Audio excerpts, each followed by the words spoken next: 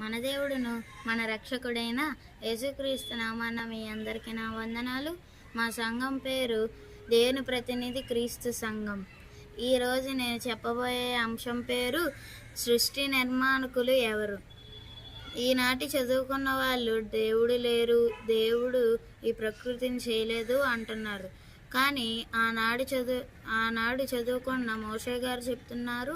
ఆదికాండాన్ని రాసిన మోషే గారు ఆదికాండం 1:1 చెప్తున్నారు, ఆది యందు దేవుడు భూమాకాశాలను సృజించెను అని చెప్పారు. కానీ ఈనాడు చదువుకున్న వాళ్ళు దేవుడు లేరు, దేవుడు ఈ సృష్టిని చేయలేదు అంటున్నారు.